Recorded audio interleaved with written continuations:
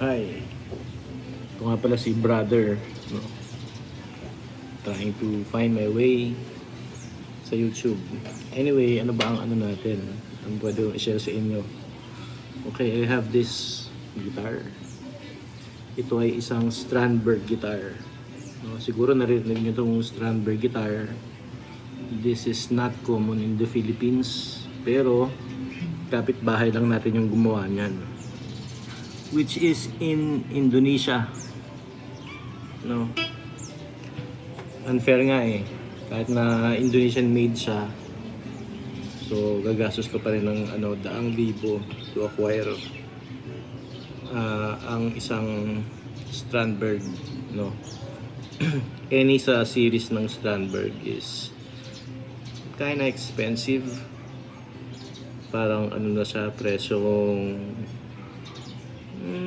mas mataas sa Japan. Yun nga yung masakit doon, hindi siya Japanese made, though merong Japanese made na Strandberg J series.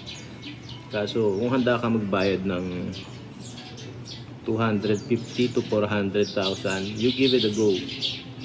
Pero kung gusto mo lang ma-experience yung Strandberg, 110 ganyan, 120, 130. But unfortunately, or it's fortunate, I don't know, made in Indonesia. Pero having said that, I have 5 guitars, no? May US made, merong galing sa Czech Republic, may Indonesia, wala akong China, no? So halos actually kapresyo siya ng mga US made na guitar tapos Indonesia, di ba? Ano bang meron dito? Why is it so expensive?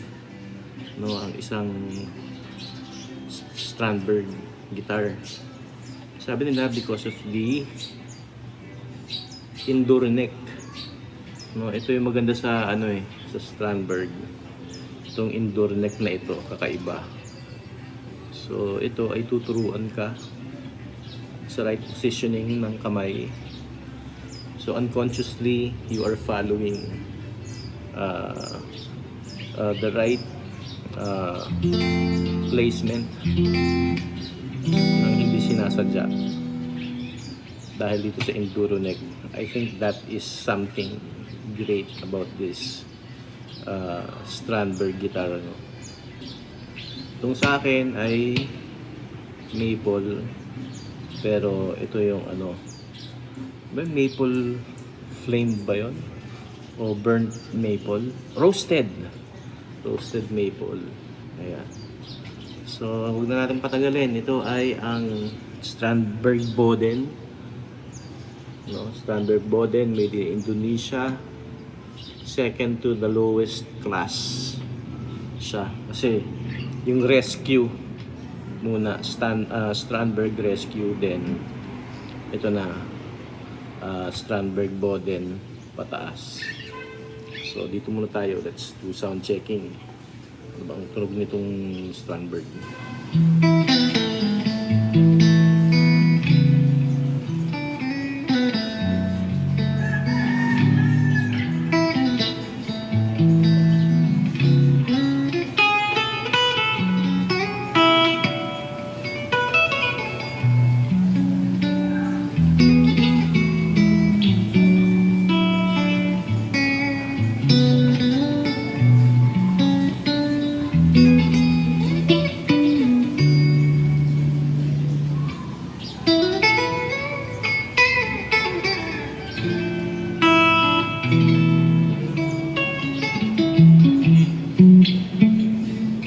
Maraming sabit, pero at least you have the idea of how it sounds like.